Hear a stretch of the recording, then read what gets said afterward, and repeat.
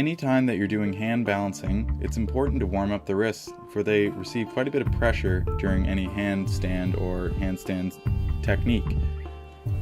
First, you want to lengthen the tendons and stretch out the muscles as I show here.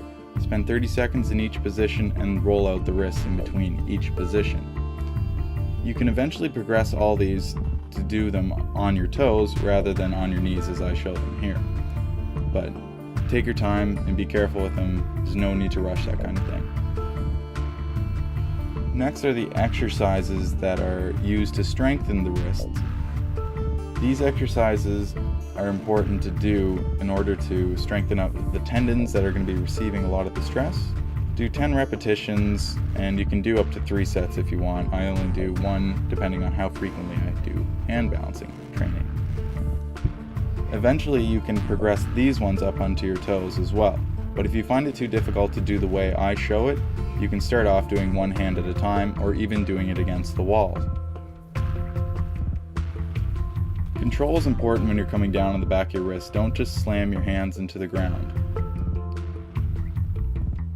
Make sure that you rock all the way onto your thumbs when you're doing this particular exercise. Core position is very important in handstand. I'm showing you here what the proper core position looks like.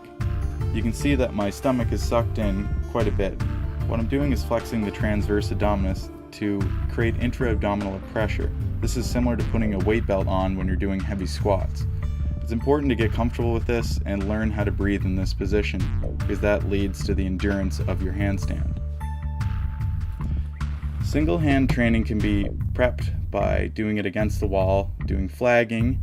So basically you're isolating the movement of the hips and learning how to stack over one hand at a time. This kind of teaches your body the proper position of what the one hand handstand will look like. And then eventually you can take this off the wall, try to find that position, and spend time balancing one hand at a time with your fingertips supporting. I will demonstrate this by stacking over one hand and then coming up on my fingertips. Try to hold this position as long as you can and try to feel the differences.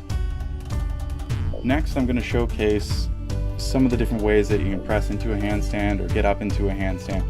This is important to train many different ways, so you're not just doing the simplest kicking up into a handstand and holding it as long as you can.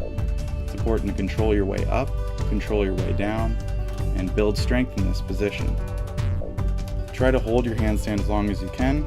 I'm just showing very quick up and down just to show you many different kinds of handstands or ways to get into handstands.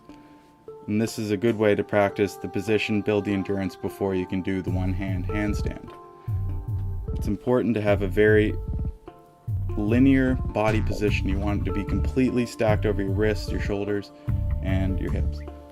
You can also start practicing different leg positions when you're working on your handstand. I will showcase a few of these here and then in the next video.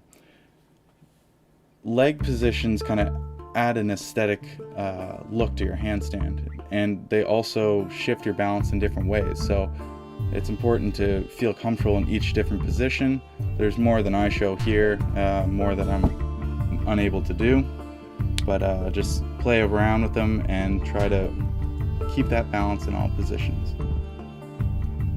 You can also work on a little bit of planche training as well, so you can try to lower into your planche as I do here before you're able to do a full straddle planche. And also other hand balancing techniques such as this one here, they call it stab and break dancing. You can start working on those and spend some time developing that position as well in your handstand training. I want to thank everyone for watching. Hopefully some of this was helpful, and make sure to subscribe to the channel. I'll try to put out any new information I find or anything that helps. Thanks.